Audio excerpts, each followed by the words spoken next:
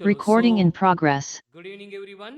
Last lecture we have completed discussion about एक very important concept का discussion हमने last week में मतलब फ्राइडे के लेक्चर से शुरू किया था, जिसमें बॉडी अगर मोशन परफॉर्म कर रही है एंड वहां पे बॉडी का अगर इक्विलिब्रियम मेंटेन नहीं हो रहा है तो उस केस में दो बॉडी जो एक दूसरे के कांटेक्ट में होती है उन दोनों के बिटवीन का कांटेक्ट फोर्स कितना होगा, देन एक्सेलरेशन कितना होगा, फिर वो ब्लॉक्स 2 है 3 है या फिर 30 है, कितने भी नंबर ऑफ ब्लॉक्स रहेंगे तो उससे रिलेटेड जो भी टेंशन होगा, नॉर्मल कांटेक्ट फोर्स होगा या फिर वहां पे एक्सेलरेशन ऑफ द सिस्टम था, इन सब का डिस्कशन हमने किया था। मतलब देखो, हमने जब से ये टॉपिक शुरू किया है मैंने पहले ही बोला है कि ये फिजिक्स का मतलब वन ऑफ द मोस्ट, क्या बोलेंगे अपन उसको, एकदम ऐसा भारी डेकोरेटेड टॉपिक है एकदम, क्योंकि इसके एप्लीकेशन जो है हमें हर एक टॉपिक में आने वाले हैं। लेकिन बेसिक कंडीशन ये है देखो कि मोस्ट ऑफ दी मतलब एज पर माई एक्सपेरिमेंट बहुत सारे बच्चे होते हैं जिनका ऐसे ओपिनियन होता है कि sir laws of motion, Newton's laws of motion जो है वो थोड़ा डिफिकल्ट टॉपिक है। लेकिन एक्चुअल में अगर देखेंगे तो इसको पढ़ने का एक मैकेनिज्म होता है, एक तरीका होता है, एफबीडी डायग्राम ड्रॉ करके फोर्सेस की डायरेक्शन मालूम करके इक्वेशन बनाने का।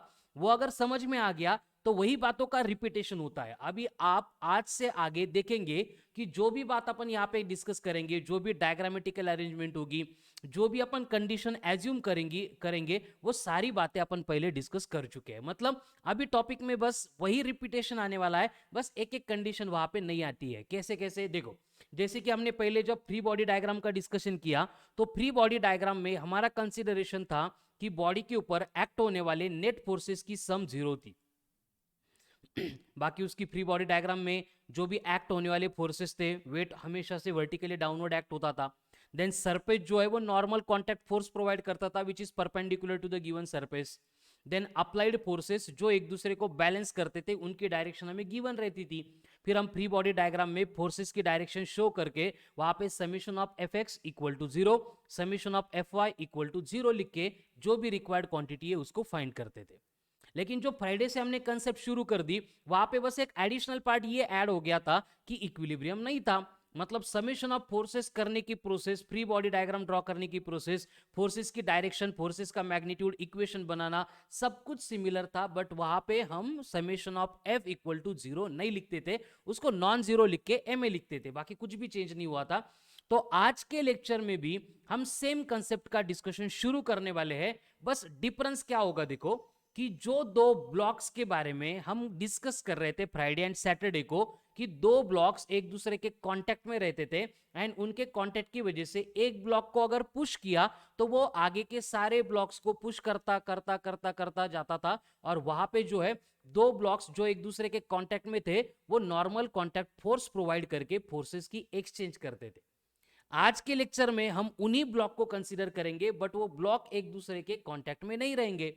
तो अगर एक दूसरे के कांटेक्ट में नहीं रहेंगे फिर भी एक ब्लॉक को अगर खींच रहा हूं मैं तो उसकी वजह से दो ब्लॉक, तीन ब्लॉक, तीनों की तीनों मुझे खींचने हैं, तो ये कैसे पॉसिबल होगा? क्या करना पड़ेगा? अगर कांटेक्ट में नहीं रखा है लेकिन फिर भी एक ब्लॉक खींचने के बाद सारे ब्लॉक्स की मूवमेंट होनी चाहिए, हाउ इट इज पॉसिबल?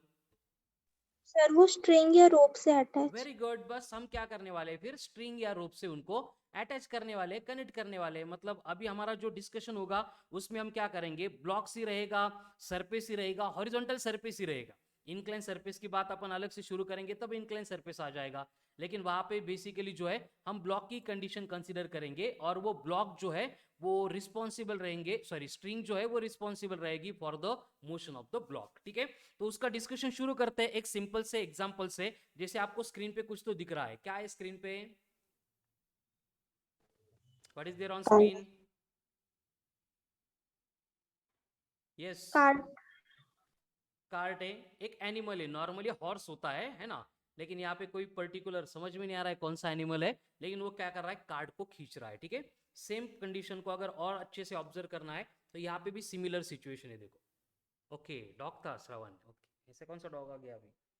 चलो, तो यहाँ पे समझ में आ रहा है एक हॉर्स है और वो क्या कर रहा है, कार्ट को खींच रहा है, कार्ट में आदमी बैठा है, सामान पड़ा है, और वो हॉर्स की वजह से कार्ट आगे जा रहा है, ठीक है। तो इस पर्टिकुलर प्रोसेस में एक्चुअल में क्या होता है, फोर्सेस कैसे एक्ट होंगे, फिर हमें हॉर्स का एक्सेलरेशन या फिर कार्ट का एक्सेलरेशन या फिर पूरे सिस्टम का एक्सेलरेशन कैलकुलेट करने के लिए बोलेंगे, या फिर कितना फोर्स हॉर्स ने एक्सर्ट करना चाहिए सो दैट वहां पे मोशन परफॉर्म होगी। इस रिलेटेड अगर कोई क्वेश्चंस आते हैं तो उनको सॉल्व करने के लिए हमने अब तक जो कुछ भी पढ़ा है वो बस अप्लाई करेंगे, मतलब नई कंसेप्ट टॉपिक में अभी कोई बची ही नहीं है, जो पहले अपन पढ़ चुके हैं उसको ही हमें अप्लाई करके सिंप्लीफिकेशन करना है, ठीक है। तो कार्ट एंड हॉर्स का प्रॉब्लम जो है उससे रिलेटेड पार्ट अभी अपन डिस्कस करने जा रहे हैं। एंड जो डायग्राम है इतनी अच्छी अपन ड्रॉ करने के लिए, मतलब इतनी अच्छी डायग्राम मुझे आती है, इससे भी अच्छी आती है, लेकिन इतना टाइम पास अपन करते नहीं है, इसलिए मैं उसको एकदम सिंप्लीफाइड फॉर्म में यहाँ पे ड्रॉ करता हूँ कि बेसिकली एक हॉरिजॉन्टल सरफेस है कोई भी एक, एंड इस हॉरिजॉन्टल सरफेस के ऊपर एज्यूम करो कि ये कार्ड का व्हील है,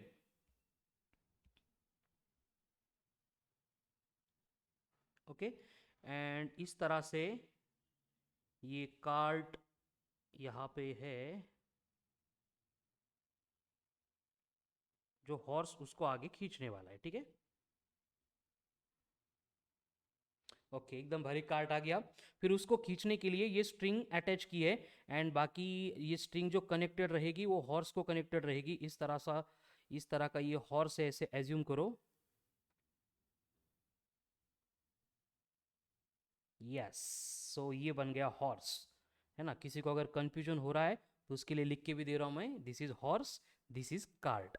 तो इस तरह की कंडीशन है जो ऊपर हम ऑलरेडी देख चुके हैं, ठीक है। तो कंफ्यूजन की कोई बात नहीं होनी चाहिए। एक हॉर्स है जो कार्ट को क्या कर रहा है, आगे खींच रहा है। तो ये खींचने की प्रोसेस होती कैसी है, उसमें कहाँ के फोर्सेस एक्ट होते हैं, हमें कौन से फोर्सेस कंसीडर करने पड़ेंगे जो हमें एक्सेलरेशन एंड जो भी अननोन क्वांटिटी होगी उसको कैलकुलेट करने के लिए हेल्प करेंगे, उसको हमें देखना है। तो एज पर आवर नॉलेज हमें मालूम है कि कहीं पे भी कोई भी मास आ गया, फिर वो सरफेस पे हो, हवा में हो, स्ट्रिंग पे हो, इंक्लाइन सरफेस पे हो, कहीं पे भी रहेगा, तो हमें करना क्या पड़ेगा, सबसे पहले उसका mg वेट mg जो एक्ट होगा in vertically downward downward Downward direction. यानी कि अगर मैं कंसीडर करूंगा कि ये जो कार्ट यहाँ पे दिख रहा है इसका मास जो है, मैं उसको अगर m सफिक्स c कंसीडर कर रहा हूं, m सफिक्स c का मतलब होगा मास ऑफ कार्ट, उसी तरह से मैं m सफिक्स h को बोलूंगा मास ऑफ हॉर्स, ठीक है। तो अगर मैंने ये कार्ट का मास जो है, ये पूरा मास एक पॉइंट पे फोकस्ड है, सिचुएटेड ऐसे अगर एज्यूम किया, एंड यहाँ पे वर्टिकली डाउनवर्ड अगर ये डायरेक्शन शो कर दी, तो ये रिप्रेजेंट करेगा mg। क्या रिप्रेजेंट करेगा, mg, जिसमें m का मतलब m फॉर कार्ट है, m फॉर c है, ठीक है।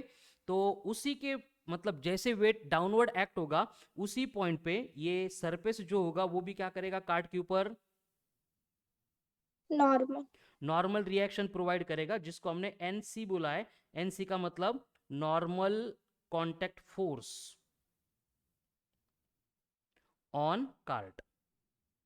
एकदम सिंपल है, देखो कुछ भी कंडीशन मतलब अलग नहीं है, बस एप्लीकेशन नया है, बाकी जो हमारा प्रीवियस नॉलेज है वही हम अप्लाई करने वाले हैं। उसी की तरह से, उसी की तरह अगर हम कंसीडर करेंगे कि ये जो हॉर्स है उसका भी वेट डाउनवर्ड एक्ट होगा, तो यहाँ पे mass of the horse into G, it will act in vertically downward direction. Clear.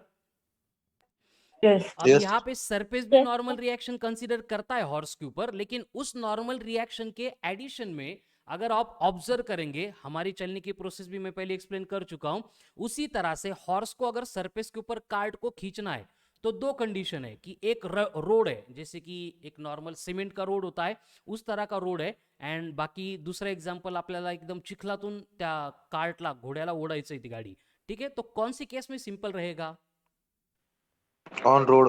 On On road. road. smooth road, क्यों ऐसे, असतं असं है ना, काय सांगणार आता, ऐसे क्यों होगा, कुछ बोल सकते हैं। होता क्या है, देखो जब भी ये हॉर्स है इसको कार्ट आगे खींचना होता है तो ये क्या करता है, अपना जो पैर होता है उसको ग्राउंड पे रख के प्रेस करता है, ग्राउंड पर रख के उसको क्या करता है, प्रेस करता है। प्रेस करता है मतलब एक्चुअल में he is exerting force on the ground in this direction, vertically downward direction में नहीं। देखो उसके पैर ऐसे ऐसे उठ के ऐसे आगे नहीं जाते, वो बेंड होके जाते हैं, ठीक है। मतलब वो क्या कर रहा है, ऐसे बेंड करके इंक्लाइन डायरेक्शन में ग्राउंड को प्रेस कर रहा है, मतलब ग्राउंड के ऊपर फोर्स एक्सर्ट कर रहा है। तो ये फोर्स अगर ग्राउंड के ऊपर एक्सर्ट होगा तो ग्राउंड भी क्या करेगा, उतनी मैग्नीट्यूड का फोर्स बस अपोजिट डायरेक्शन में इस हॉर्स के ऊपर एक्सर्ट करेगा। वॉकिंग की प्रोसेस का मैंने सेम एग्जांपल दिया था, याद है? Yes, Yes, sir. sir. अब हम क्या करेंगे कि ये जो फोर्स था जो ग्राउंड ने हॉर्स के ऊपर एक्सर्ट किया, मतलब एक्चुअल में ये रिएक्शन है, नॉर्मल कांटेक्ट फोर्स ही है, कांटेक्ट फोर्स ही है, तो नॉर्मल रिएक्शन प्लस इस हॉर्स ने जो फोर्स अप्लाई किया था, दोनों को मिला के ये रिएक्शन ग्राउंड इसके ऊपर एक्सर्ट कर रहा है। तो हम इसको क्या करेंगे, दो कंपोनेंट में डिवाइड करेंगे। जब मैंने कांटेक्ट फोर्स इंट्रोड्यूस किया था तो यही एग्जांपल लिया था, ठीक है। तो यहाँ पे एक हॉरिजॉन्टल कंपोनेंट आएगा जिसको मैं एफ एच बोलूंगा, एंड इसी डायरेक्शन में एक दूसरा कंपोनेंट आएगा जिसको मैं एफ वी बोल रहा हूं, ठीक है। तो फोर्सेस कैसे आ गए, एफ एच एफ वी, समझ में आ रहा है? Yes. हाँ सर। और ये सरफेस के ऊपर अगर थोड़ा सा फ्रिक्शन यहाँ पे कंसिडरेबल है तो ये फ्रिक्शन क्या करेगा, इसकी मोशन को अपोज करने के लिए इस तरह से हॉरिजॉन्टल डायरेक्शन में हॉरिजॉन्टली अपोजिट, मतलब हॉरिजॉन्टली एक्ट होगा लेकिन मोशन के अपोजिट डायरेक्शन में एक्ट होगा। मतलब जब कोई हॉर्स कार्ड को खींचता है तो उसके ऊपर इतने सारे फोर्सेस एक्सर्ट होते हैं, ठीक है। इन सब की मीनिंग लिख दूं या समझ में आएगी? कुछ मैंने लिख दिया है, अगर नहीं समझा, कंफ्यूजन हो गया तो बोलो, उसको फिर से लिखेंगे, ठीक है। पहले इस फोर्स वाली डायग्राम को, मतलब फ्री बॉडी डायग्राम को जो मैंने सेम कंडीशन में अप्लाई करके ड्रॉ की है, इनको समझो। अगर ये क्लियर हो गया तो आगे की बात बहुत सिंपल है, सीधा अपन एनएलएम अप्लाई करेंगे, second law F equals to ma करके हमें एक्सेलरेशंस आ जाएंगे, ठीक है। One by one. सबसे पहले दिस इज कार्ड, इसको खींचने वाला ये हॉर्स था। अब बेसिकली क्या हो गया, इसका वेट mg, इसका weight mg, vertically downward act हो गया। कार्ड के ऊपर दूसरा कुछ नहीं था इसलिए नॉर्मल रिएक्शन वर्टिकली डाउनवर्ड आ गई। हॉर्स की केस में वो अपने पैरों से ग्राउंड को प्रेस कर रहा था, and while pressing he is applying the force F in this direction, and इसी फोर्स को रिएक्ट करके normal contact force ground exert करता है हॉर्स के ऊपर, ये वाला फोर्स एफ, जिसके दो कंपोनेंट्स हमने ड्रॉ किए, एक हॉरिजॉन्टल डायरेक्शन में आ गया एफ एच, दूसरा वर्टिकल डायरेक्शन में आ गया एफ वी। इनको छोड़ के और कुछ होगा क्या इस फ्री बॉडी डायग्राम में? सर ये हॉर्स वो जो स्ट्रिंग है उस Contact. पे फोर्स अप्लाई कर रहा है तो फिर वेरी गुड, उधर भी एक कोई यस यस। ये जो स्ट्रिंग है ये अगर कार्ड को खींच रही है तो इस स्ट्रिंग में क्या डेवलप होगा, Tension. टेंशन। टेंशन। तो ये टेंशन को डायरेक्शन होगी क्या, Yes. कैसी होगी? Out from the body. Away from body. Away from the body, कौन से बॉडी से अवे? अगर कार्ड के लिए लेनी है तो इस डायरेक्शन में, हॉर्स के लिए लेनी है तो इस डायरेक्शन में। मैग्नीट्यूड सेम होगा या डिफरेंट होगा? Same होगा. सेम ही Same. रहेगा, जब तक स्ट्रिंग एक है मासलेस है तब तक वो सेम ही रहेगा, ठीक है। तो फोर्सेस कैसे आ गए थे, पूरी कंसेप्ट क्लियर हो गई सबको? हाँ Yes. सर। Yes, sir. चलो अभी बाकी का पार्ट एकदम सिंपल है, देखो वन बाय वन डिस्कशन करेंगे। पहले जाएंगे हम फॉर कार्ड। अब कार्ड के लिए जाते टाइम इसके लिए सेपरेट अगर फ्री बॉडी डायग्राम में ड्रॉ करूंगा FBD, तो उसमें सपोज ये कार्ड था, तो हमें मालूम है कि वर्टिकली डाउनवर्ड एक्ट हो रहा है MC इंटू जी, उसको बैलेंस करने के लिए यहाँ पे NC एक्ट हो रही है, नॉर्मल रिएक्शन ऑन कार्ड, और इसको आगे खींच रहा है टेंशन, एंड पीछे की डायरेक्शन में कौन खींच रहा है, फ्रिक्शनल फोर्स। Friction. इनको छोड़ के कुछ है क्या यहाँ पे? No sir. No. No. Cart जा रहा है इस डायरेक्शन में तो ये एक्सेलरेशन की डायरेक्शन हो गई। अब हम क्या करेंगे कि summation of forces along y direction कितनी होती है, जीरो। ये कैसे डिसाइड Zero. किया मैंने,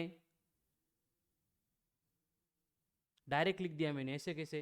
क्योंकि कार्ड उड़ा नहीं मार रहा है, ऊपर भी नहीं जा रहा है, ग्राउंड के अंदर भी नहीं घुस रहा है, इसका मतलब उस डायरेक्शन में अगर डिस्प्लेसमेंट नहीं हो रहा है तो फोर्सेस बैलेंस्ड है, मतलब वर्टिकली इक्विलिब्रियम यहाँ पे मेंटेन हो रहा है। उसके अकॉर्डिंग अपन यहाँ पे लिख सकते हैं कि जो नॉर्मल रिएक्शन मिली थी that will balanced by weight, normal reaction is balanced by weight, यानी n पर c will become equal to mc into G. Clear?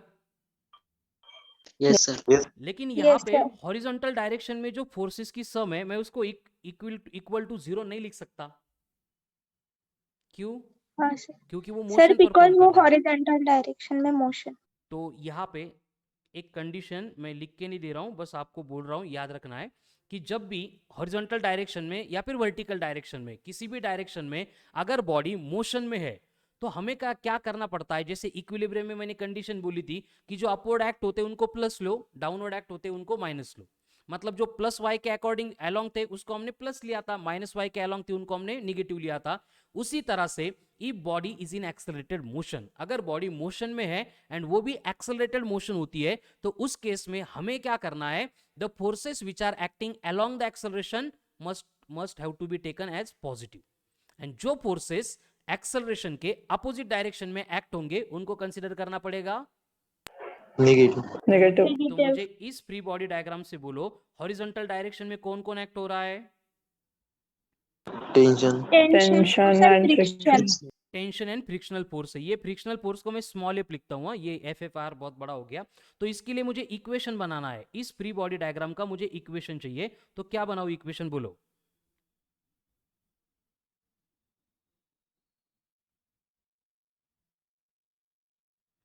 बना दिया मैंने इक्वेशन। देखो समझ में आता है कि इक्वेशन कैसे आ गया ये? Yes sir. कैसे आ गया? Yes, sir.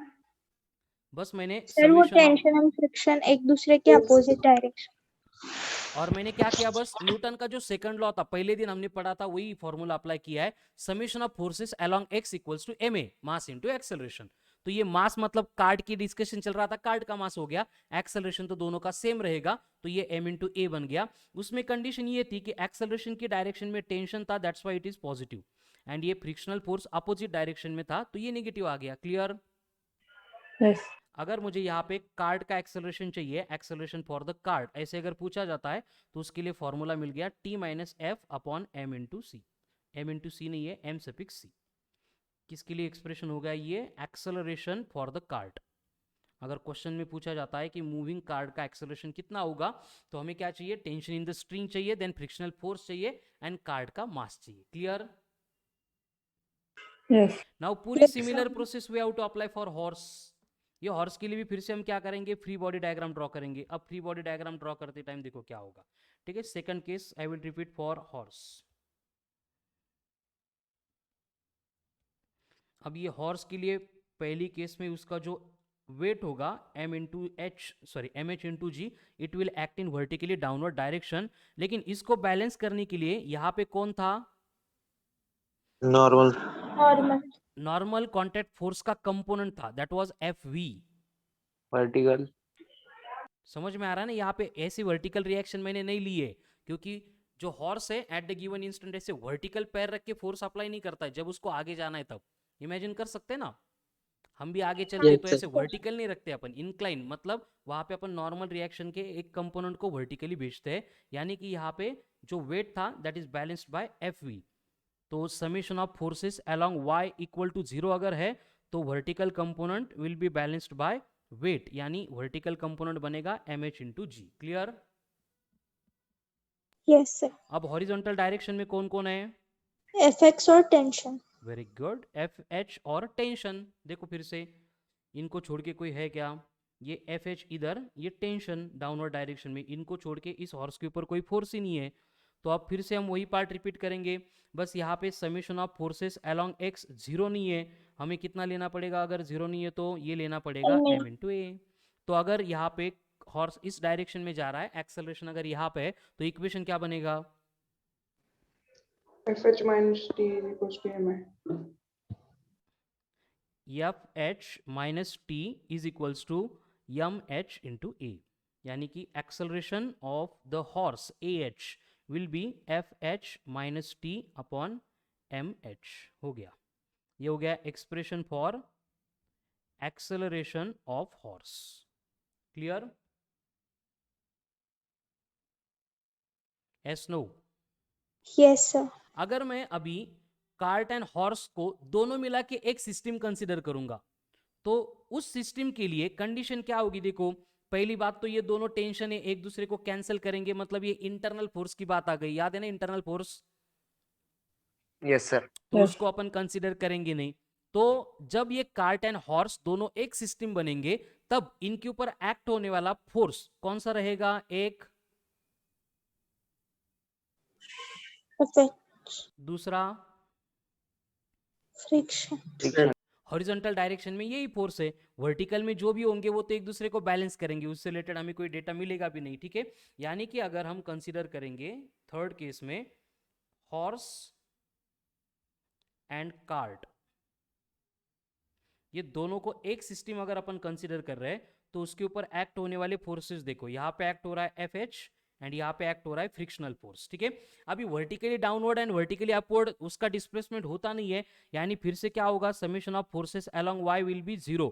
अगर ये ड्रॉ करने हैं तो हम क्या करेंगे? यहाँ पे वेट डाउनवर्ड एक्ट होगा तो मैं वेट के लिए डायरेक्टली क्या कंसीडर करूंगा, मास of the horse plus mass of the cart, दोनों की एक सिस्टम है, इनटू जी, ये बन गया weight. Clear? Yes sir. And Yes, vertically sir. Upward कौन रहेगा, नॉर्मल। 100 force. कार्ट का नॉर्मल फोर्स एंड ये कांटेक्ट फोर्स का वर्टिकल कंपोनेंट यानी एनसी प्लस एफ। लेकिन इन दोनों का हम यहाँ पे ज्यादा डिस्कशन इसलिए नहीं कर रहे क्योंकि वर्टिकली डायरेक्शन में डिस्प्लेसमेंट नहीं है, तो हम इनकी सम जीरो ही लेने वाले हैं। ठीक है, तो अब बची बात यहाँ पे हॉरिजॉन्टल केस की, अगर सिस्टम एक्सेलरेट हो रही है इन दिस डायरेक्शन तो यहाँ पे हम इक्वेशन क्या लिखेंगे सिस्टम के लिए, बोलो।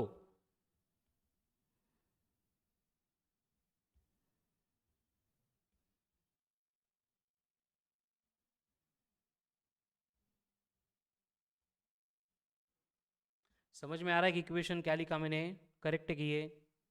यस हाँ नो? सर। Yes sir. तो यहां से एक्सेलरेशन बनेगा horizontal force minus frictional force divided by mass of the cart plus mass of the horse.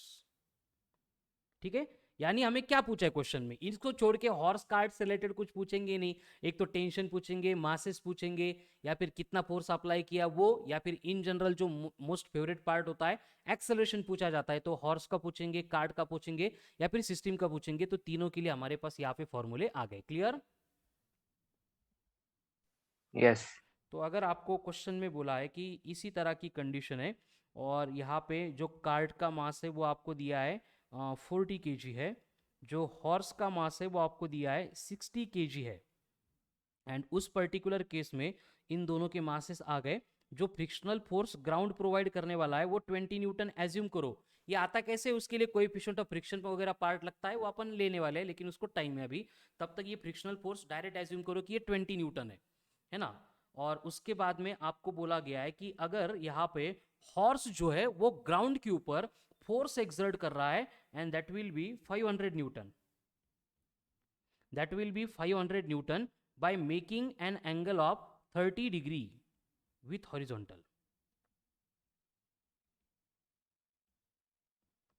Then number 1, calculate acceleration of system. चलो कर सकते कैलकुलेशन अभी। Yes sir. बस आपको एक स्टेप यहाँ पे एडिशन में वर्क करना पड़ेगा। क्या, ये एफ एच आपको डायरेक्टली दिया नहीं है, तो एफ एच कैलकुलेट करने के लिए उसकी अरेंजमेंट करके कंपोनेंट देता हूँ। फाइंड। यस, हॉरिजॉन्टल है, ये फोर्स है, it is acting at an angle of 30 degree, और ये एफ एच हो गया, तो F H will be F cos of 30। F कितना है 500। एक मिनट, एंगल को 60 ले लो, थोड़ा सा कैलकुलेशन के लिए इजी जाएगा। सर सेम जाएगा। ठीक है, 60 लेते तो ये कितना बनेगा, 500 इंटू 1/2 मतलब 250 न्यूटन। 250। तो एफ एच आ गया। अब एक्सेलरेशन ऑफ द सिस्टम चाहिए, तो सिस्टम के एक्सेलरेशन का फॉर्मूला क्या था, F H minus F upon masses की एडिशन। एफ एच है 250, फ्रिक्शनल फोर्स कितना है 20, divide by addition of masses I think 100 है, तो 250 माइनस 20 अपॉन 100,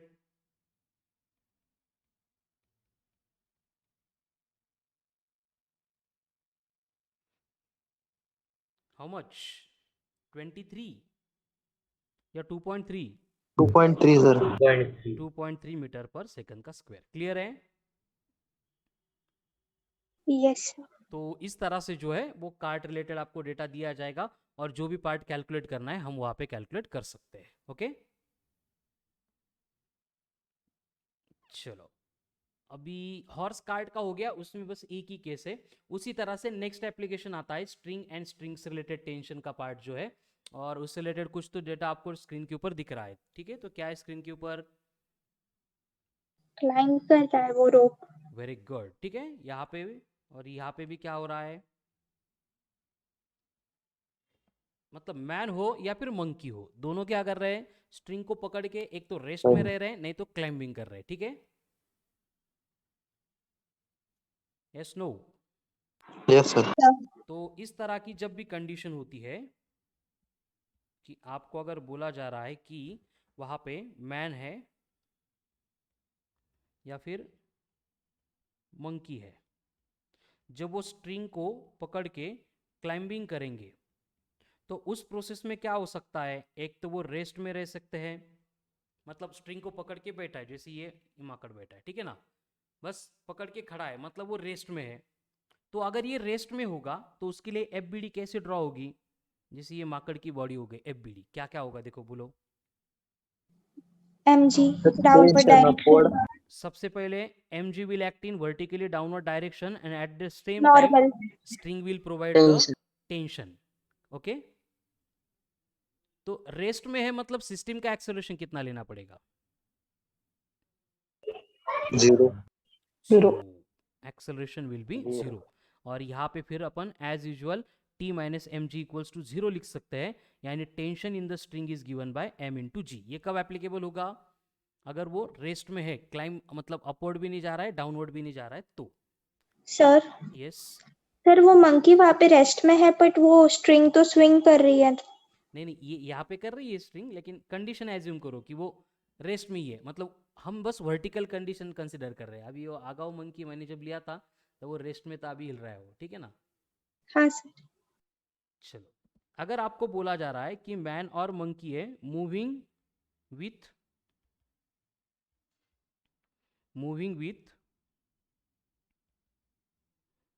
यूनिफॉर्म वेलोसिटी, फिर वो अपवर्ड है या फिर डाउनवर्ड है, ठीक है, दोनों भी केस में वो क्या कर रहा है, यूनिफॉर्म वेलोसिटी से ट्रैवल कर रहा है। तो यहाँ पे एफबीडी में सबसे पहले क्या ड्रॉ करना पड़ेगा, mg. M G weight vertically downward, tension in the string upward, और कुछ होगा, एक्सेलरेशन कहाँ पे ड्रॉ करो, अपवर्ड या डाउनवर्ड। Upward कर. व्हेरी गुड, असंच होतं बेटा, असं नाही करायचं, एक्सेलरेशन विल बी 0, क्या लिखा है देखो। Yes sir, uniform velocity. तो यूनिफॉर्म वेलोसिटी मतलब वेलोसिटी चेंज नहीं होगी तो एक्सेलरेशन इंड्यूस्ड नहीं होगा, so acceleration will be 0। Clear, Yes sir. यानी again you will get the same expression T is equals to M G. Clear, okay. अभी अगर नेक्स्ट केस में आपको सर बोला, हाँ सर वो बॉडी यूनिफॉर्म वेलोसिटी के साथ मूव कर रही है बट उधर एफएक्स में कोई भी फोर्स नहीं है तो फिर वो कैसे मूव करेगी। एपेक्स नहीं, वो वर्टिकली जा रही है ना, क्लाइम अपवर्ड या डाउनवर्ड, एपेक्स का पार्ट ही नहीं है, हाँ सर। फोर्स हॉरिजॉन्टल डायरेक्शन में है ही नहीं, कोई कंसिडर भी नहीं कर रहे अपन, ठीक है। अब उसके बाद में अगर आपको बोला जा रहा है कि एक्सेलरेटिंग अप या फिर अपवर्ड, तो उस केस में क्या होगा देखो, कि वही स्ट्रिंग है, स्ट्रिंग को मैन है या फिर मंकी है, कोई भी ऑब्जेक्ट आपको दिया है, तो सबसे पहले इसका वेट एम जी, कहाँ पे, वर्टिकली डाउनवर्ड डायरेक्शन में, tension in the string upward upward, और आपको बोला है कि he is moving up accelerating with an acceleration A, यानी एक्सेलरेशन की डायरेक्शन भी कहाँ पे ड्रॉ करनी पड़ेगी, अपवर्ड Upward. ठीक है। तो अब इस एफबीडी से इक्वेशन क्या आएगा बोलो, mg is equals to T plus A. मतलब ऐसे लिखना पड़ेगा ना, टेंशन एक्सेलरेशन की हाँ डायरेक्शन सर। में इसलिए पॉजिटिव, सो टी, ये अपोजिट डायरेक्शन में था दैट्स वाई निगेटिव, तो T minus M G equals to M A, बराबर है कि, Yes sir. यानी कि अगर मुझे टेंशन इन द स्ट्रिंग चाहिए तो अपन इसको M G plus M A लिखेंगे, एम एम कॉमन आएगा मतलब टेंशन बनेगा M in bracket G plus A. Okay, ये कब, अगर वो अपवर्ड जा रहा है तब। सेम प्रोसेस अपन कंसिडर करेंगे जिसमें क्या होगा, वो एक्सेलरेटिंग डाउनवर्ड, एक्सेलरेट हो रहा है और डाउनवर्ड आ रहा है, तो उस केस में क्या करना पड़ेगा हमें, वो ए नीचे लेना पड़ेगा। सिर्फ ए नीचे आएगा या टेंशन भी नीचे आएगा, सिर्फ A सर. वेरी गुड, क्योंकि टेंशन किधर भी जाने दो बॉडी को, टेंशन को away from the body act होना पड़ता है, ठीक है। बस यहाँ पे A will be in the downward direction, so equation क्या बनेगा, T minus mg is equals to so इस केस में टेंशन कितना रहेगा,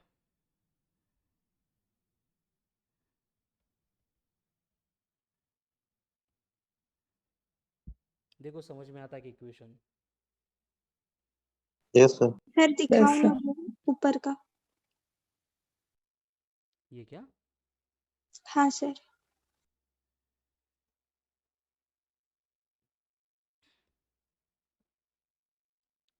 मतलब देखो, बॉडी अपवर्ड जा रही है, डाउनवर्ड जा रही है, रेस्ट में है, सब केसेस में जो स्ट्रिंग में डेवलप होने वाला टेंशन है वो डिपेंड करेगा कि बॉडी की मोशन किस डायरेक्शन में है एंड कैसी है, सिर्फ मास के ऊपर डिपेंड नहीं करता है। क्लियर हो रहा है ना ये part? Yes yes sir. No? अभी सेम कंडीशन जो है वो लिफ्ट के लिए भी एप्लीकेबल होगी। मतलब आपको अगर इस तरह से, आगे अपन लिफ्ट के बारे में बहुत डिटेल में डिस्कस करने वाले, बस यहाँ पे इन शॉर्ट बोल देता हूँ कि अगर लिफ्ट भी बोलेंगे कि लिफ्ट अगर रेस्ट में है, देखो अगर बोलेंगे कि लिफ्ट रेस्ट में है तो हम क्या करेंगे, फिर से ए को 0 लिखेंगे। अब लिफ्ट जो है, लिफ्ट के ऊपर केबल होते हैं, मतलब लिफ्ट जो मतलब ऊपर जाती है नीचे आती है वो बाय वर्च्यू ऑफ केबल ही आती है, तो फिर से वहां पे जो टेंशन होगा वो वर्टिकली अपवर्ड आएगा। तो लिफ्ट अगर बोला कि रेस्ट में है तो इसका मतलब टेंशन कितना होगा केबल में, mg रहेगा। एंड ये टेंशन मतलब हम बस वहां पे वेट में कन्वर्ट करते हैं, ठीक है? तो जब लिफ्ट की केस आएगी तब अपन वेइंग स्केल क्या है, वेट कैसे होता है उसको डिस्कस करेंगे। लेकिन यहाँ पे कोई भी केस आपको दी जाती है, जैसे कि यहाँ पे क्लाइंबिंग हो रही है स्ट्रिंग के ऊपर, या फिर लिफ्ट ऊपर जा रही है नीचे जा रही है, तो सारी केसेस में ये सिमिलर फॉर्मूले जो है एज इट इज एप्लीकेबल है। ठीक है, क्लियर हो जाएंगे फिर प्रिपेयर? तो मुझे यहाँ पे यस सर। बोलो कि स्ट्रिंग जो है वो ब्रेक होने के चांसेस ज्यादा कहाँ पे है, ऊपर जाते टाइम या नीचे आते टाइम? सेम मास है, आपको बोला गया है कि जैसे एक बॉडी का मास है 20 kg, बॉडी मतलब मंकी है ना, और वो स्ट्रिंग के ऊपर क्लाइंबिंग कर रहा है, ऊपर जा रहा है नीचे आ रहा है, दोनों भी केस में जा रहा है, ठीक है? और आपको बोला है कि अगर वो accelerating with 5 metre per second square है, पहले अपवर्ड डायरेक्शन में देन डाउनवर्ड डायरेक्शन में, ठीक है? तो दोनों भी केसेस में मुझे टेंशन चाहिए, बोलो कितने आएंगे टेंशंस? आप उड़ जाते। हाँ, पहले अपवर्ड जा रही है देन डाउनवर्ड आ रही है, दोनों भी केसेस कंसीडर करने हैं। सर 300। अपवर्ड के लिए फॉर्मूला क्या है? m इंटू जी प्लस m इंटू डाउनवर्ड के जी लिए माइनस। हो गया, फिर m कितना है 20, g प्लस ए करेंगे मतलब 300, एंड जब डाउनवर्ड आएगा तब 100. मंकी वही है, रोप वही है, बस वो नीचे जा रहा है ऊपर जा रहा है, उसकी वजह से स्ट्रिंग में जो टेंशन है वो चेंज हो रहा है। मतलब स्ट्रिंग ब्रेक होने के ज्यादा चांसेस कहाँ पे होते हैं, जब ऊपर जा रहा है तब या जब नीचे आ रहा है तब? ऊपर जा रहे तब। हो गया क्लियर? हाँ सर। ठीक है, यस सर। ये डायरेक्ट याद भी करेंगे एज ए फॉर्मूला तो भी चलेगा। और इसी तरह से एकदम सिंपल सिंपल बेसिक पार्ट के क्वेश्चन इसके ऊपर आएंगे आज के एसबीटी में, ठीक है? तो इस तरह के जो फॉर्मूले वो अच्छे से प्रिपेयर करो। अभी हम थोड़ा सा एक्चुअल कंसेप्चुअल प्रॉब्लम की तरफ जाते हैं, जिसमें हमें स्ट्रिंग एंड ब्लॉक्स अगर कनेक्ट कर देंगे तो उनके बिटवीन जो स्ट्रिंग है उसमें कितना टेंशन डेवलप होता है वो हमें देखना है। एक्चुअल में ये उनके एप्लीकेशन है, लेकिन एप्लीकेशन पहले पढ़ लिए तो अभी अप्लाई करने के लिए थोड़ा इजी जाएगा, इसलिए एप्लीकेशन हमने पहले देखे। अभी बस जस्ट एग्जांपल से उनकी अपन यहाँ पे प्रैक्टिस करने वाले। एकदम सिंपल है, देखो सब कुछ पहले आपको हो गया है, आपको आता है, बस यहाँ पे ध्यान दो और सॉल्व करने का ट्राई करो मेरे साथ, तो आपका अभी के अभी प्रिपरेशन हो जाएगा, अलग से यहाँ पे टाइम देने की आपको जरूरत नहीं पड़ेगी, ठीक है? जैसे कि आपको बोला है कि एक हॉरिजॉन्टल सरफेस है,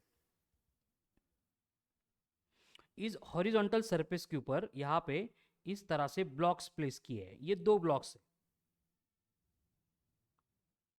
एंड दोनों ब्लॉक को यहाँ पे खींचने के लिए मैं फोर्स अप्लाई कर रहा हूँ 200 न्यूटन, जिसमें फर्स्ट ब्लॉक है उसका मास आपको दिया है 2 kg, सेकंड ब्लॉक है उसका मास दिया है आपको 3 kg, और बोला है कि both blocks are connected by the string. तो आपको कैलकुलेट करना है पहले acceleration of system, acceleration of system. Second case में आप कैलकुलेट करेंगे टेंशन इन द स्ट्रिंग। एकदम सिंपल केस है, देखो सेम टाइप के क्वेश्चन, सेम टाइप के क्वेश्चन के लिए फ्री बॉडी डायग्राम हम ड्रॉ कर चुके हैं, पहले पढ़ चुके हैं। वेरी गुड, सनी का आंसर भी आ गया। देखो अगर हमें एक्सेलरेशन चाहिए तो हमें न्यूटन एक ही फॉर्मूला बोल के गया है कि net force acting on the system is equals to mass of the system into A. इसके अकॉर्डिंग अपन ए लिखेंगे तो फोर्स ए की एक्ट हो रहा है, सो ये बनेगा 200 अपन मास कितना है 3 + 2 मतलब 5, तो it will be 40 meter per second का square. Acceleration of the system मिल गया। अब टेंशन चाहिए, तो टेंशन के लिए ड्रॉ करनी पड़ेगी हमें free body diagram. FBD FBD पहले के लिए ड्रॉ करो या फिर दूसरे ब्लॉक के लिए ड्रॉ करो, मैं दोनों के लिए करता हूं फिर आपको समझ में आएगा।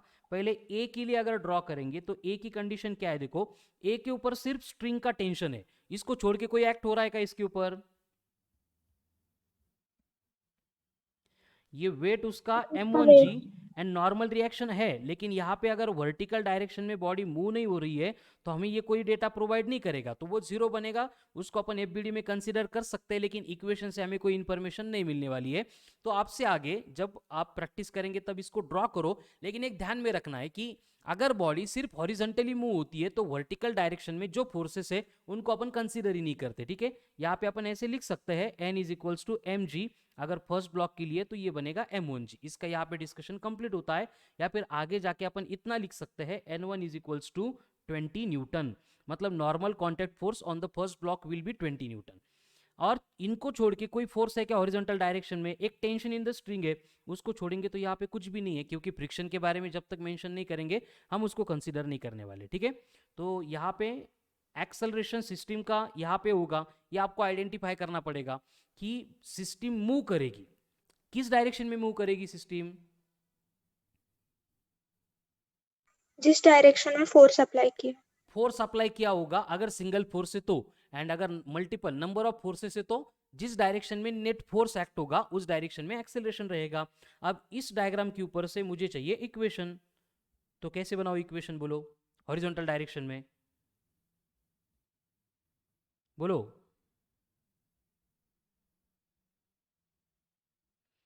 टी माइनस करने के लिए कुछ है ही नहीं, तो डायरेक्टली हमने क्या लिख दिया, T is equals to M A. M कौन सा लेंगे, जिस ब्लॉक के लिए डिस्कस कर रहे हैं उसका मास m1, ए तो हमें पहले से मालूम है, तो टेंशन कितना आ गया 2 into 40, so it will B 80 Newton. Clear? Yes sir. हाँ यस सर। ओके अभी देखो सेकंड ब्लॉक के लिए एफबीडी ड्रॉ करके सेम हम टेंशन कैलकुलेट करेंगे। हर बार आप इतनी रिपीटेशन नहीं करेंगे, बस अपन ये प्रैक्टिस क्वेश्चन सॉल्व करें, इसलिए मैं दूसरे ब्लॉक के लिए भी ड्रॉ करके दे रहा हूँ। आपको एक बार टेंशन मिल गया छोड़ दो, ज़्यादा टेंशन लेने का नहीं उसका, ठीक है। तो ये सेकंड ब्लॉक हो गया, इसके लिए भी वही कंडीशन, इसका जो वेट होगा m2g vertically downward, normal reaction n2 vertically upward, तो n2 बना m2 इंटू जी। हॉरिजॉन्टल डायरेक्शन में कौन कौन है इधर? टेंशन और एक्सेलरेशन। नहीं, इस ब्लॉक के लिए बी के लिए देखो इधर कौन है, फोर्स एंड अपोजिट डायरेक्शन में टेंशन रहेगा, ठीक है। टेंशन तो इस ब्लॉक के लिए मैं यहाँ पे कंसीडर करूंगा 200 न्यूटन, और यहाँ पे कौन आएगा, टेंशन। सिस्टम का एक्सेलरेशन है यहाँ पे, ये n2 अगर कैलकुलेट करने के लिए बोला है तो मैं उसको 30 न्यूटन कैलकुलेट कर सकता हूँ, इसका 3 kg था, हाँ ठीक है। अब इक्वेशन क्या बनेगा बोलो इसके लिए, T minus 200 equals to ma। t minus 200 या 200 माइनस टी? 200 minus T. क्यों ऐसे? क्योंकि जो एक्सेलरेशन की डायरेक्शन में एक्ट हो रहा है it should be positive, so it will be 200 minus T is equals to m2 into A.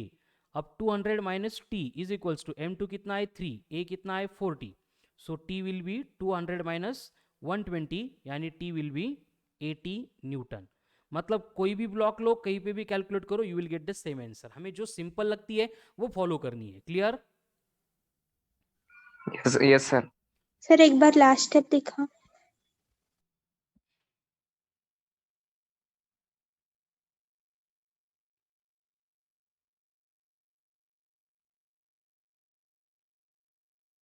Okay Kirti, Kirti yes sir. चलो नेक्स्ट। अभी आपको अगर बोला जा रहा है कि ब्लॉक के नंबर बढ़ा दिए, वही होने वाला है, उससे ज़्यादा क्या कर सकते हैं। पहले एक ब्लॉक था, अभी 2-3 ब्लॉक पहले 2 ब्लॉक थे, अभी 3 ब्लॉक देंगे।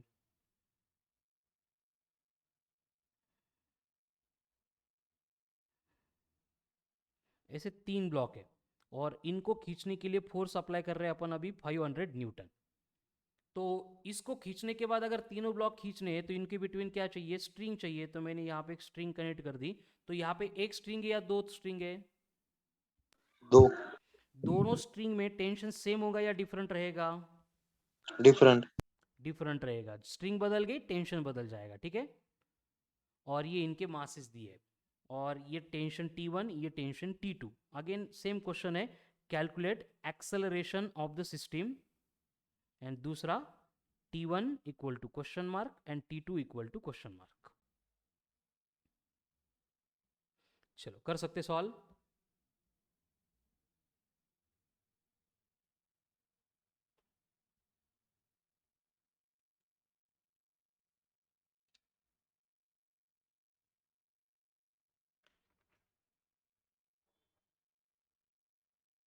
सर यहाँ पे एक्सेलरेशन पॉइंट में है। पॉइंट में आ रहा है,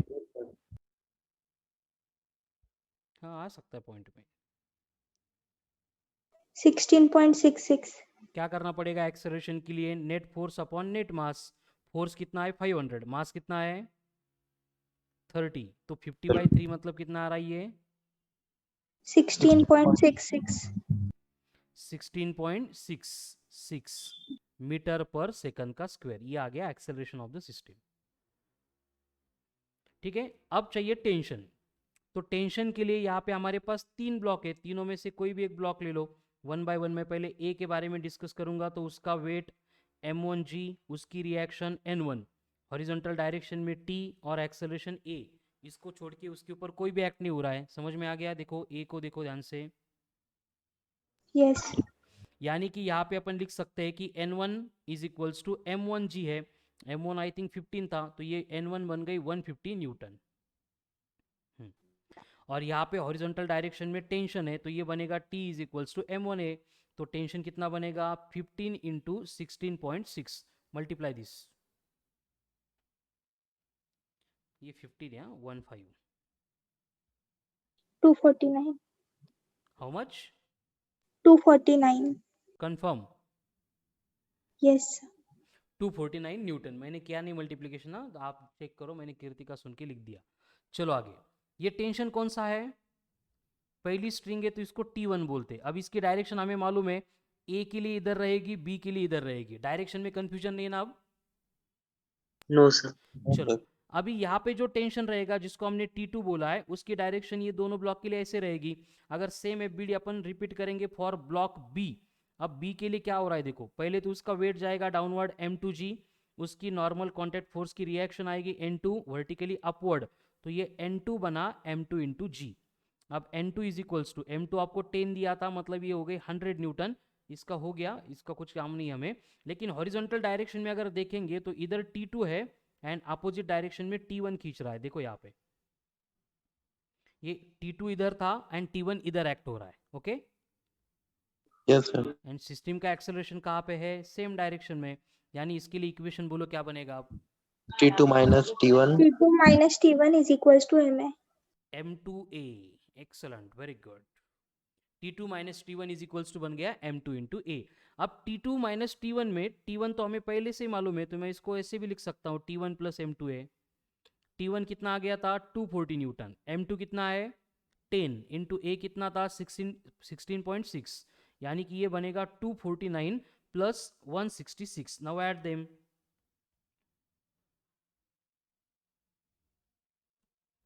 हाउ मच?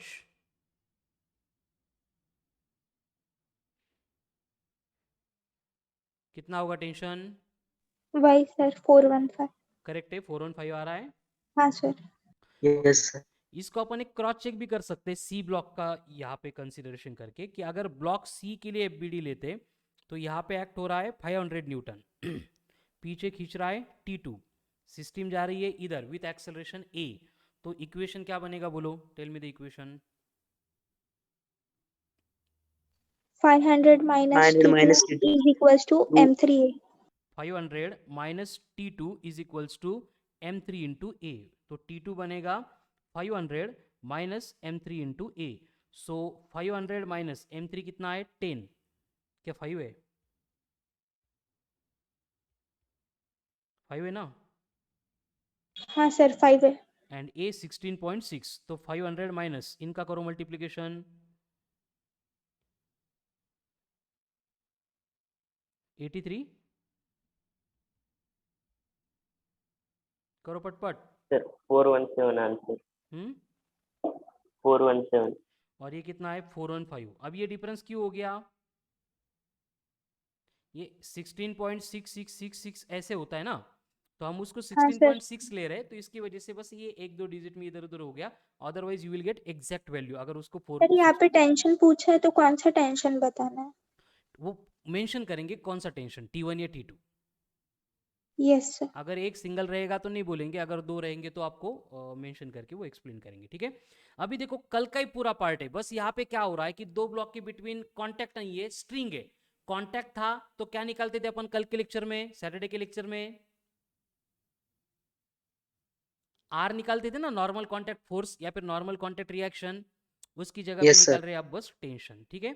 चलो, तो अगर आपको सिमिलर सिचुएशन दी है कि दो ब्लॉक से या फिर तीन ब्लॉक से connected with the help of string है, इसमें टेंशन T1 है, इसमें टेंशन T2 है, इनके मासेस 5,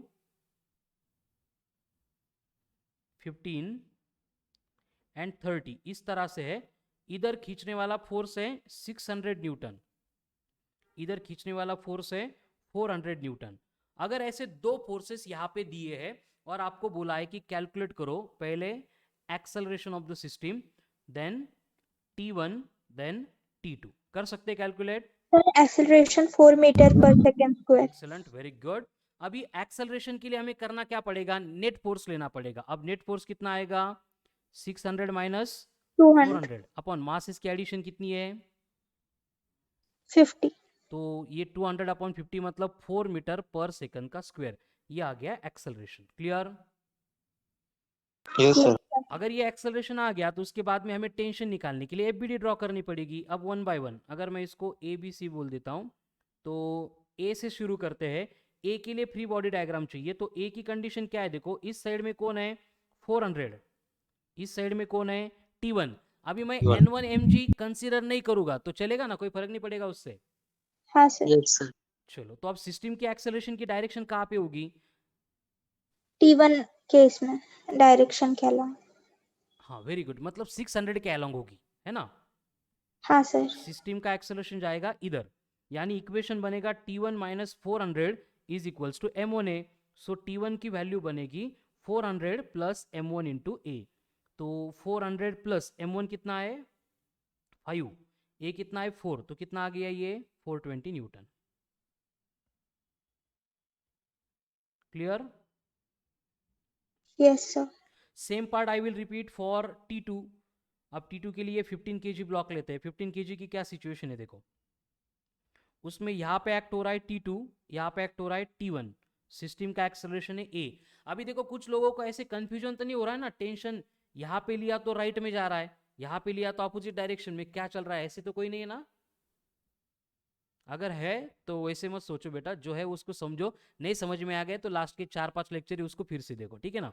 तो यहाँ पे T1 T2 अपोजिट डायरेक्शन में, क्लियर है ये FBD free body diagram. Yes Yes. Sir. Equation बोलो क्या होगा, T2 minus 2 T1 is minus equal T1 to is equal to M2A। M2A. अभी T1 मैंने कैलकुलेट किया था कितना था 420, तो T2 क्या बनेगा 420 प्लस M2 कितना है, हाउ मच 15 इंटू ए 4 है शायद, 480 न्यूटन। देख के आंसर मत बोलो, हाँ खुद कैलकुलेट करो और क्रॉस चेक करो। ए कितना था, हाँ 4 ही था, करेक्ट है, हो गया। सी को कंसीडर करके भी मैं T2 निकाल सकता हूं। देखो सी के लिए क्या होगा, इधर है 600 न्यूटन, पीछे कौन है T2, सिस्टम जा रही है यहाँ पे, सो क्या करना पड़ेगा 600 minus T2, T2 is equal to M3A। So T2 will B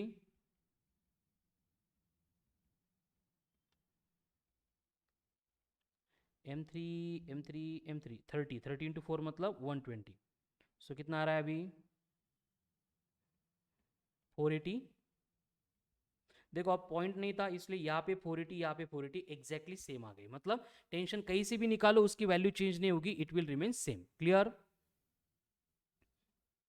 yes sir. दूसरी मेथड भी है, जो कल शॉर्टकट फॉर्मूला दिया था उसके अकॉर्डिंग भी अपन निकाल सकते हैं, लेकिन उससे सिंपल ये प्रोसेस है, तो आपको मैं बोल देता हूं, बस जो अच्छी लगती है वो फॉलो करो, ठीक है। टेंशन एट एनी पॉइंट, आपको अगर किसी भी पॉइंट पे टेंशन कैलकुलेट करना है तो आप क्या करेंगे, sum of masses between T and F2 divided by net mass into F1 minus F2 plus F2। मतलब सेम फॉर्मूला मैंने सैटरडे को दिया था, बस T की जगह पे क्या था, वहां पे R था, याद है ना। हाँ सर। और यहाँ पे ये फॉर्मूला कब एप्लीकेबल है, अगर F1 ग्रेटर देन F2 रहेगा तो। मतलब इस फॉर्मूले से भी अगर मैं सेम क्वेश्चन फिर से यहाँ पे कॉपी कर देता हूँ, उसको सॉल्व करेंगे तो you will get same answer. तो आपको बाद में डिसाइड करना है which one you have to follow, जो लगता है। सर वो फॉर्मूला दिखाओ ना। एक मिनट, ये फॉर्मूला आ गया। ठीक है, सेम क्वेश्चन अपन फॉर्मूला का यूज करके सॉल्व करने वाले हैं। समझ में आ रहा है फॉर्मूला लेकिन? हाँ सर। चलो, अगर मुझे यहाँ पे टेंशन T1 चाहिए, T1। अब T1 के लिए कंडीशन क्या है, देखो कि हमें क्या करनी पड़ेगी, सम करनी पड़ेगी मासेस की जो टेंशन एंड F2 के बिटवीन है। F1 F2 कैसे डिसाइड करेंगे, जिसकी वैल्यू कम है वो F2, यहाँ पे लिखा ना मैंने, F1 is greater than F2 है, जो छोटा है वो F2। तो यहाँ पे अगर मुझे T1 कैलकुलेट करना है तो T1 के एंड ये F2 के बिटवीन कौन सा मास है, एक ही है, तो ये बनेगा 5। अपन मासेस की एडिशन करो, कितनी आती है, F1 minus F2 plus F2। ये फॉर्मूले में वैल्यू कैसे पुट की, समझ में आ गया क्या, फिर से बोलूं? Yes sir. समझा सर। तो ये 1, ये 4, 5 इंटू 4 20 प्लस 40 मतलब 420 न्यूटन। T1 हमारा क्या आ गया था पहले, देखो 420 न्यूटन, सेम है। मतलब हर बार फ्री बॉडी डायग्राम ड्रॉ करने की झंझट ही नहीं है, अगर ये याद हो गया तो। T2 चाहिए, अब T2 कहाँ पे है, यहाँ पे। तो ये T2 के एंड F2 के बिटवीन कौन से मासेस है, 15 प्लस 5, तो यहाँ पे बस 20 लेना पड़ेगा। अपॉन 50 इंटू 200 प्लस 200, ये सेम रहेगा, मतलब 4 इंटू 2 20। एक मिनट, हाँ ये 400 है, तो ये बन गया 480 न्यूटन। तो T2 हमारा दोनों भी मेथड से 480 न्यूटन था। सर T1 दिखाओ ना।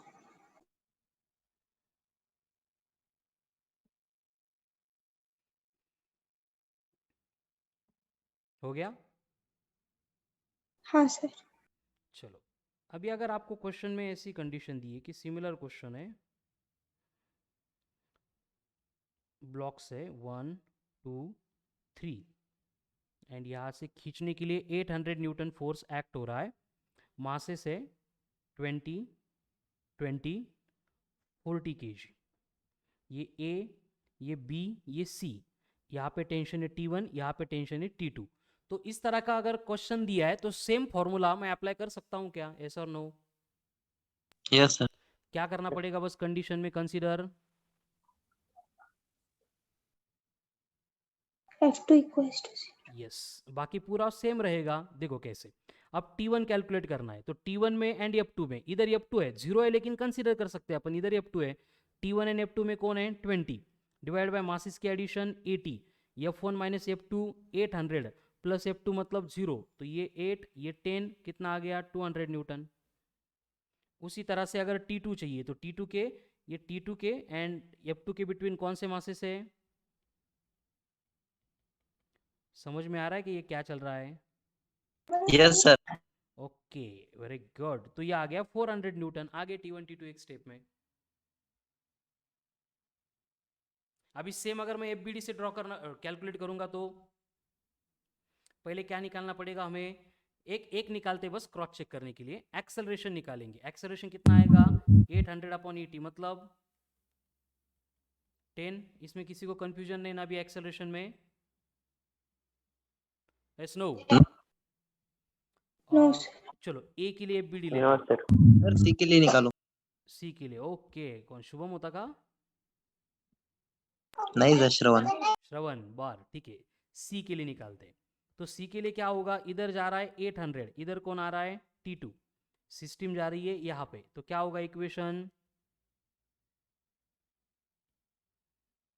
तो T2 बनेगा 800 माइनस M3 इंटू ए।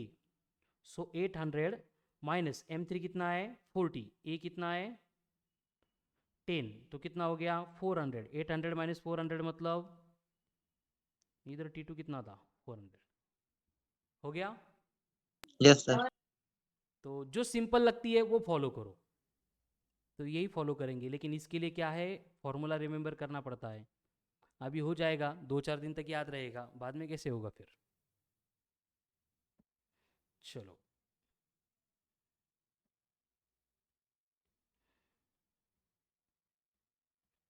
अब कितनी भी बड़ी वहाँ पे क्या बोलते रेलवे देने दो, नहीं तो कुछ भी देने दो, कैलकुलेशन करने के लिए अभी हमारे पास शॉर्टकट है, तो कोई फ़र्क नहीं पड़ेगा। 5, 10, 15, 10, 10, 1200 Newton, 400 Newton, T1, T2, T3, T4।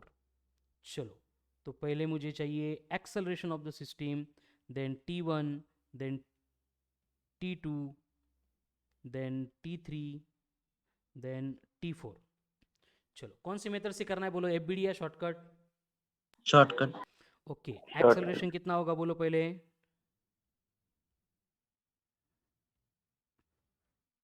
Sixteen metre per second. 16 metre per second square, very good. ठीक है, T1 के लिए फॉर्मूला, T1 एंड 400 न्यूटन में मास 5, टोटल मास 50, 1200 50। माइनस 400 मतलब 800 प्लस 400 कितना आ गया फिर ये 480 का, एक बार क्रॉस चेक करो।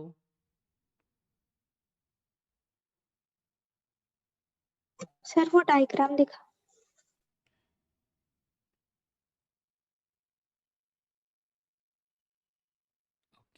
ओके चलो, अब T2 में एंड ये F2 में दो मासेस आ गए, 10 प्लस 5 मतलब ऊपर आएगा 15 अपॉन 50 इंटू 800 प्लस 400, तो 0 पर तो ये 16 आता, 16 15 मतलब ये 400 आता आई थिंक, है ना। 16 5 80 नहीं 240 आता, मतलब ये 640 न्यूटन है क्या, इसको चेक करो एक बार।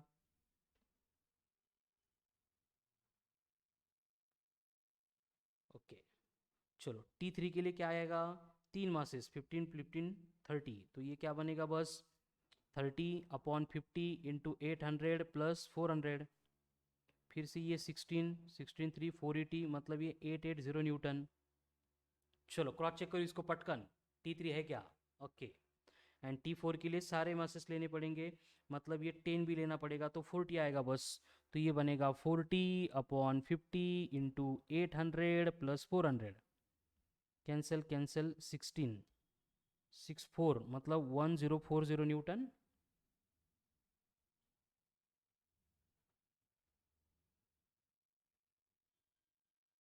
T4 चेक करो एक बार, है क्लियर? Yes sir. हाँ सर। चलो, सो ये था स्ट्रिंग ब्लॉक्स के बिटवीन के स्ट्रिंग रिलेटेड पार्ट का डिस्कशन। ठीक है, तो अभी ये जो स्ट्रिंग हमने आज के लेक्चर में डिस्कस की है, इसमें हमारा कंसिडरेशन ये था कि स्ट्रिंग हर बार मासलेस थी। क्या थी स्ट्रिंग? मासलेस थी, स्ट्रिंग का मास हमने कंसिडर नहीं किया था। तो कल के लेक्चर में जो है हम सेम स्ट्रिंग से रिलेटेड क्वेश्चन का डिस्कशन करेंगे, लेकिन वहां पे स्ट्रिंग को खुद का मास होगा, एंड अगर वहां पे स्ट्रिंग को खुद का अगर मास है, तो वहां पे हम क्या कंसीडर करते थे, याद है वही चेन वाली केस, यस सर। हाँ सर। मास अपॉन लेंथ, वो कंसेप्ट अपन यूज करेंगे। ठीक है, तो वो एडिशनल स्टेप आती है, बट उसका डिस्कशन जो है हम कल के लेक्चर में कंटिन्यू करने वाले हैं। सो यहाँ पे जो है अभी आज का lecture Recording stopped. SBT will be there, जो